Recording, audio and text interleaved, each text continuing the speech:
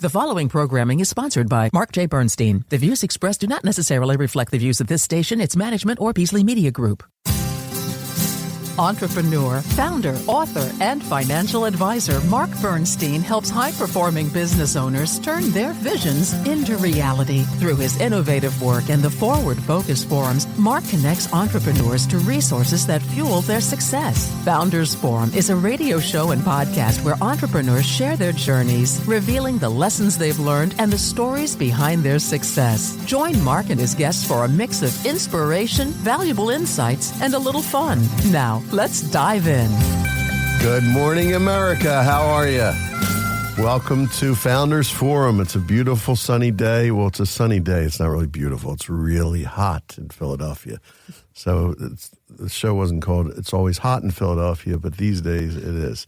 Anyway, so we're going to have fun this morning. We have as our guest Lissy, who I'll introduce formally in a minute.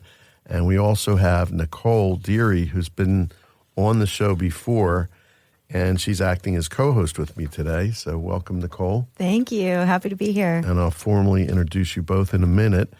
And I'm going to, we usually talk about the topic of the day, and I didn't prepare you for this, but I know you're both prepared for this one. Challenges in building a business. And the question is not what are they? The question is how do you handle challenges in general? And we have some guests sitting with us too, Vera and Kuba. And Vera is going to be on the show soon. And they're considering a podcast of their own, and they're hanging out with us. So good morning to both of you. But everybody's laughing when I talk about challenges because we can all connect with it. So Nicole, I'll start with you. What's your reaction when you have challenges in business as a general concept? Well, sometimes I'm taken by surprise by the character of those challenges. And I would say that one of the things that I've found to be most valuable in approaching dealing with them is remembering to connect to purpose. If I pay attention to the things that I really care about in the business and the reason why we exist, then I can usually navigate those challenges from a place of centeredness. So yeah, that helps me. And I have sticky notes. Sticky notes help you with the challenges too. Sticky notes that remind me, to sometimes. I use those a lot too. It's like, deal with this, and I just write it down. Lissy, how about you? I feel like when challenges used to show up, it was like a hair on fire. Oh my gosh, the dog in a room that says I'm fine, but like really inside things are burning. And now it's like a hello, old friend. It's like we meet again. And yeah, I feel like we'll get into this, but after I've started building for a while, I feel like as a founder now, challenges are just part of the to-dos. And so I think a lot about the size of the challenge and like the impact on the people around me and financials. And then I decide to panic or not. Well, this will all make a lot more sense when people understand what it is you do for a living. I will just say, so Tom Knox was our guest on the prior show that we were live on the radio this morning, who's 84 years old, and I asked him about challenges. He goes, well, I don't really have any. I said, what do you mean? He said, well, some people choose to, we didn't talk about this on the show, we talked about it offline. Some people choose to look at challenges as opportunities. That was his whole answer.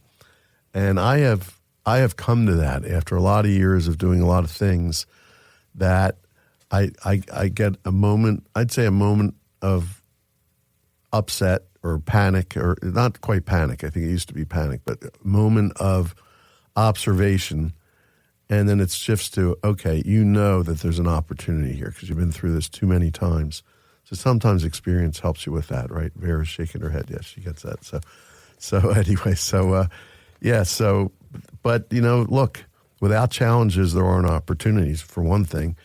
And without experience, there's not really entrepreneurialism. It comes with the territory. So there we are.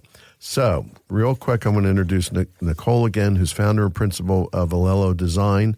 And she's a design strategist and founder of the company, a user experience and interaction design studio helping climate tech companies create digital products that drive positive impact.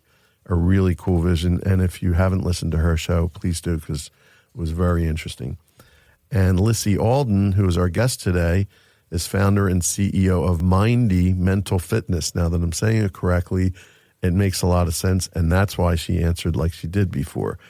And she is she's a visionary CEO and of a pioneering company built to combat employee burnout from all angles through her evolutionary too, organizational plus mental fitness model developed over a decade of research beginning at MIT. Recognizing burnout as a multifaceted challenge requiring systematic intervention, she has engineered an innovative platform that addresses psychological, physiological, and organizational factors simultaneously, creating resilient workforces and healthier corporate cultures. She specializes in empowering organizations to achieve their ambitious goals while maintaining employee well-being, creating high-performance cultures where teams and employees thrive. It's a lot, but because it's a lot, there's a lot there. So welcome, Lissy. Great to have you here. Thanks for having me, Mark and Nicole. Yeah. So tell us a little bit. Well, how did your journey in this direction start? We could talk about. Obviously, you were educated at MIT. You've had a lot behind that. I know you had an interesting background growing up. Through you, I've met your father. By the way, he was a top executive at Ford Motors and traveled all over the world, and as did his family. So you have all that behind you. But what led you to working with the mind and the well-being of employees? Yeah, I mean, I think like a lot of founders, like when you personally face an issue that's so acute you can't not pay attention, you kind of just have to start building if you can't find a solution. And so that's what happened. I started my first job at a bank in New York City. I burned out. I call it identity burnout. Everyone's like, stop smiling. And they called me Bubbles there. So I was like, I got to go somewhere where like my personality is like fundamentally appreciated. Right. And so I looked all over New York City and ended up at an ed tech company that at the time was 40 people, really small. We were one of the first coding boot camps, one of the first co-working spaces in the city, and ended up joining our corporate education team. So I was one of the founding members of that team, and we trained C-suite executives at American Express, the New York Times, NFL, you name it. We were traveling all over the world delivering this training, and I loved it. And that was my first time I experienced time when I loved the work so much and I still burned out. And this time it was physical burnout. It was 24/7 traveling, managing huge teams of people as a very young person.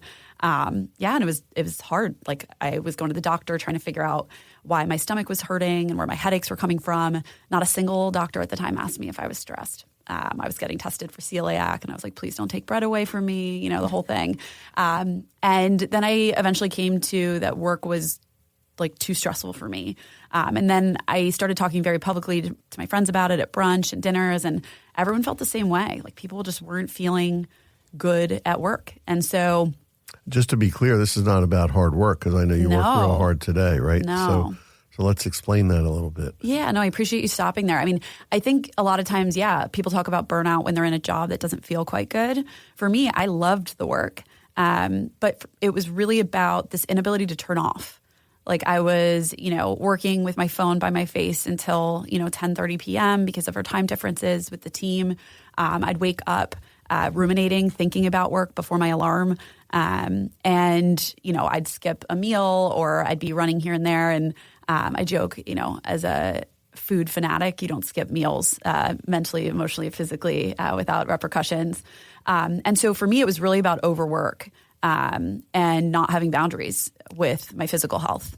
And something that might have something to do with the corporate cultures you were in, I would think as well, right? Totally. I think what's interesting is that I always like to say that knowledge work, where you're working in front of a computer all day, is a funny thing because unlike a factory where you've got widgets maybe that you create, and you've only got a certain amount of widgets that you can create in a day, and you know that because the machine can only process so many. You've only got so many people to process that machine. With knowledge work, you get an additional email or 16 emails a day. That's not configured into your workload. Mm-hmm. That's not configured into the priorities of the company. Mm-hmm. And so I always like to say, like, I happen to be at really, fast-moving, dynamic organizations, but I always say that today, most companies aren't measuring workload. And they have no idea when an employee talks about being overwhelmed, where that's coming from. Like, is it the way that priorities are set? Is it the way the employee is showing up? And for me, it was kind of a little bit of everything. So you eventually started a company, and we'll talk about that, and maybe we'll need to address that afterwards. But I want to just put this question out there. There's, part of it is obviously addressing it with the employee and how they handle stress and how they handle workload. But the other issue is the workload, right? So I'm interested to see how you deal with that when you're working with corporations and their employees. Yeah. So I have a 4-part model for organizational fitness. And the top of that model, the number one most important thing is clarifying expectations.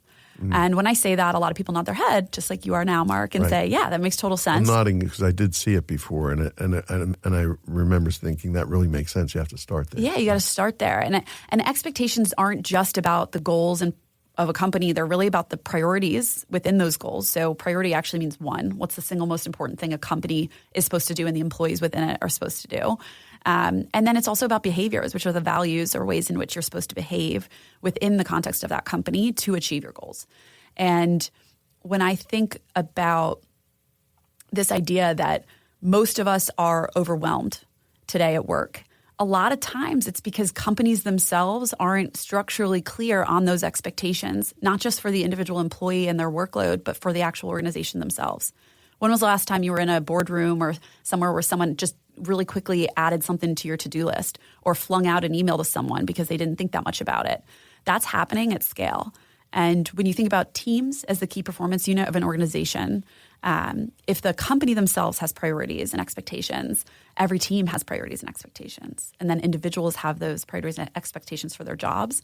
All of a sudden, Amy Edmondson, the founder of psychological safety, she has a theory called teaming. And she said that teams have moved from a noun to a verb. So now we're not just existing in a static environment with a bounded group of individuals on one goal. Now we're in a dynamic environment with multiple individuals working on multiple goals. All of a sudden, this very dynamic workplace with dynamic expectations and priorities and dynamic people can become really overwhelming. And without a system for tracking that and really managing it, a lot of the employee burnout is, in fact, a structural challenge. So this whole concept of teaming, which is a verb now and is looked upon as a very positive thing, not necessarily. Depends how it's handled. I always like to say that teaming, like anything, it's kind of just the way we're operating now, whether we like it or not. The key is, do you have systems and processes? And when I say systems, processes, or even elements of your culture or your meetings aligned with that. If you know that everyone is no longer on one team, but they're on 10, are we adjusting meeting cadences for that and the way that we communicate? The challenge is that most of us haven't. We've been using the same tools of organizations that we always have, which are, written communication, meetings, calls, and we haven't adjusted that. And so I actually just wrote an article on this, but I think in the same way companies have become increasingly dynamic, so has technology. And this is where the conversations around AI come in, where a lot of people will say, well, AI is taking our jobs. I actually think it's creating, I would say technology is a faster form of change, and it's just further exacerbating this concept of teaming by creating a more dynamic form of the tools we use. And so all of a sudden, companies need to move faster, need to operate more flexibly, and the employees within them need the tools to do that too. And that's where right now we're definitely at an interesting time when it comes to organizational design, dynamics, and psychology. So enter MYNDY, right? Yeah. So let's talk about the founding of the company, how you got to that and what that was like. Yeah. So I thought that I was solving the hard problem by going back to grad school and studying companies. So I went and built this research-backed quantitative model for organizational fitness to help companies understand the elements that they need to pay attention to in order to build a company that is as dynamic as it needs to be to keep up with all of this stuff. But what I learned once I went and used this model within companies was that even when organizations are beautifully structured, the people within them didn't necessarily have the personal tools to act with a flexible or growth mindset, to actually set the boundaries that they need to with their own leadership, to have difficult conversations about pushing back on priorities when they're overwhelmed.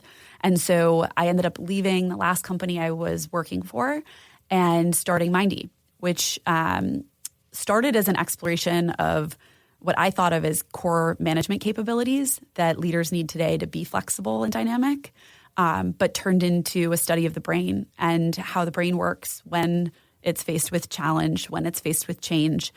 And I ended up building a quantitative research-backed model to help people manage their mind, using the things that athletes use every day to keep their mindset sharp and their head in the game, especially when they, miss a goal or miss a basket.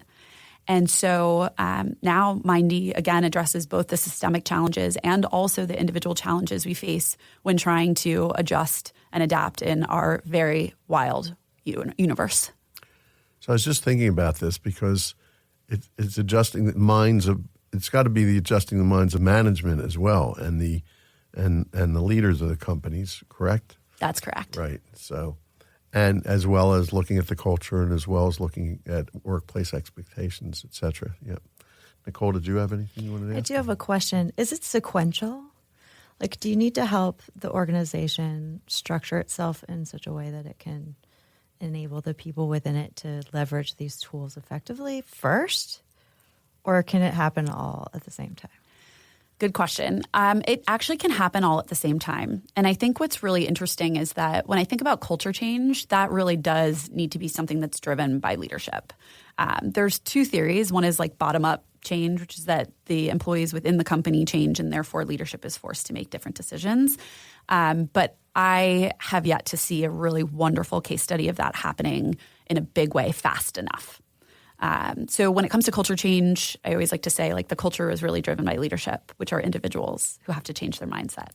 And so this is where at the end of the day, you can kind of attack both of these things at the same time, but you really do, by giving employees the tools they need to manage their mindset, you can help them live a better day-to-day existence. By helping leaders and organizations shift the way that they operate, you can change the way people feel over time.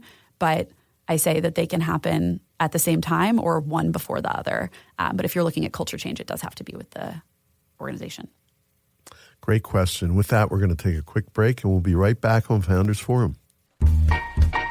Establishing a self-directed Roth IRA or other self-directed retirement plan offers access to investment options usually only available to well-connected or wealthy individuals. Anyone can build wealth and achieve tax-free income for life and financial freedom without the inordinate risk of speculative investing, securities, trading exotic financial instruments, or hoping for the best from the stock market. Since their start in 2003, Camaplan has come to be synonymous with expertise, flexibility, responsiveness, and diversity in investment choices. They provide innovative investment opportunities for investors seeking direct control and more choices in how they deploy their investment capital. Camaplan doesn't just make it possible to invest in alternative assets, they also teach investors how to put their money to work. Take the road to financial freedom today. Go to camaplan.com/foundersforum.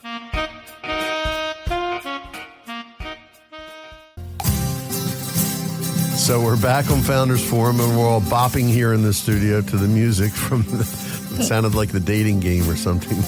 It really did. Herb Alpert and the Tijuana Brass, I think. Anyway, so we're back with Lissy Alden and Nicole Dery, who's co-hosting with me.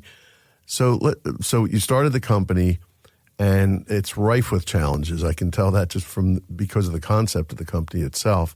But what are the ones that hit you the most? Yeah. I would say I'll list them, and we can go into any of these that sound most interesting or most scary.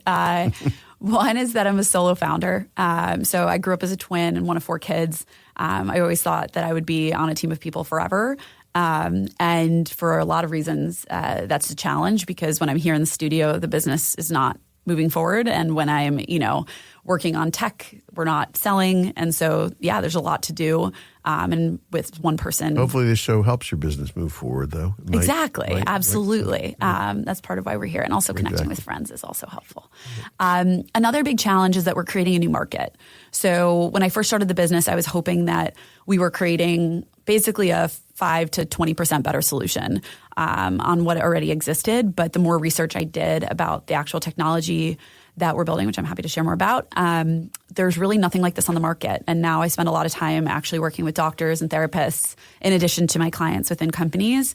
And yeah, no one's really seen anything like this. And so I like to think about the mental fitness revolution happening now, whereas the physical fitness revolution happened between the 70s and the 80s, where you were working on your body and you were Jane Fonda. Exactly, she made it cool. Exactly, right. And so we're hoping that MYNDY makes mental fitness cool.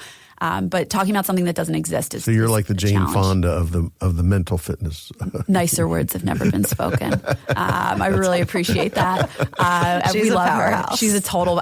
As are you. About her. I do too. Thank you. She's Thank amazing. you. She's an amazing woman. She is in an so many amazing ways. woman. Yeah, and I'd say the third biggest challenge is just that I am a non-technical founder building a technology product. And now I feel like incredibly confident 6 years later, but only because I have a deep, dark trail of mistakes behind me and how this has come together. And I think Or experiences, you could call them. we could totally call them experiences and learnings. And I think, we talk about in mental fitness, post-traumatic growth, which is the growth that comes through these really difficult experiences. And I feel really strong as a result. Like I could literally do anything. If I can build something based on a platform I've never understood, then yeah, you can kind of do a whole lot of stuff. So, but yeah, it's been a real challenge in finding, partners to build, especially I call it like a black box where you can't read the code, especially when there's an issue, you got to figure out how to prioritize. And it's basically like learning a new language. That's been a real challenge. So just a quick observation. Usually I ask the people these questions about challenges and they like, I got to think about it. Yeah. Because you're studying what you're doing, even though you're doing it with corporations and employees, you're really kind of studying the path of the entrepreneur as you're going too, because you're in observance of what's going on with you and the company in the same kind of paradigm as you'd be looking at your clients. Exactly. And I'm laughing because I listed 3, but I literally have like another 25. I could keep going all day. I'm sure. I'll spare you. But I do really, I take everything very seriously that we do. And I joke that I very much use my own work to work through all of this stuff. What strengths have you built? Because I'm sure there are many as a result of your experiences and your learnings. Yeah, I think a level of curiosity when like big issues come my way. Instead of approaching them with fear and panic, I really start asking questions because at least so far, like nothing's usually as bad as it seems. And kind of what you were hinting at earlier in the show, almost everything that's gone really wrong that felt really hard in the moment ended up being a blessing in hindsight. So, let's talk about the technology a little bit because I want to make sure we get to that. Tell us about that. What are you doing with the technology? Yeah. So, I always like to say that mental fitness is the practice of doing these research-backed exercises to work on your mind. And a lot of tools on the market now to help you practice long-term behaviors that build wellness in your mind are very siloed. So they work on one part of your mental fitness. It would kind of be like saying that yoga or mind is like, the only form of physical fitness that you could do. Or you should work out your right bicep. And what I've built is a comprehensive model that pulls together all the things your brain needs in a day to feel good and then to build mental muscles, as we call them, or build resilience, confidence, optimism. And so the technology really helps you set up these daily mental fitness routines that last for just 10 minutes a day that pull together all the exercises you need. So they're what we call full mind workouts. So instead of saying you need to go to another 45-minute, hour-long class to do this thing, you can do this from your bed, from your office, on your commute. And again, we're helping you build new neural pathways and new mental thought patterns repetitively over time so that you can build a new way of thinking. Is this available to small business? Yeah. I just had some ideas. It is? Yeah, it is. Okay, we'll talk about that. I would love that. Nicole? What are some of the differences and distinctions between what you're doing with MYNDY and other what might be characterized as mental fitness apps out there, things that are focused on meditation or the enhancement of your ability to focus, for example? Yeah. So I always like to say that I'll explain really quickly one part of the model, which is what we call stop, slow, go. These are the 3 mind movements your brain needs every day to feel good. Stop is the practice of resting and building awareness in your mind or recovery. So this is resting your mind. Mindfulness and meditation fall into this category. Slow is the practice of expanding your perspective. So this is about cross-training your mind or building new thought patterns or mental patterns over time. You can do this through creativity, cognitive behavioral therapy, journaling, but it's anything that gets your mind thinking in a new way. That's a very important one from my perspective. It's so important. It's important for memory, longevity, but again, it's also just important if you want to think in a new way. And then go is the practice of making or recognizing progress, and we call this scoring. This is about allowing your brain to get that hit of dopamine it needs every day to feel good. Most of us focus on everything we haven't done as opposed to things that we have, and so this is about goal recognition. And so a big part of what we do is we bring together all of the tools that you need to feel good every day. So I always like to say that a lot of people like HIIT workouts because it pulls together a lot of different things. You're working out, your cardio, you're working out your strength. We are kind of like a HIIT workout for the brain where we're pulling together a lot of these exercises in short bursts so that you can build, again, strength, flexibility, and endurance fast. And so if you need to go deep on any of these movements, then you can go and kind of spend more time with one of these other tools. We could get into this a lot more. We could spend another hour on this easily, but let me ask you about your vision for the future, your 3-year vision, because I know you have one, and let's tell us about that. Yeah, my goal is to really create the world's first gym for your mind.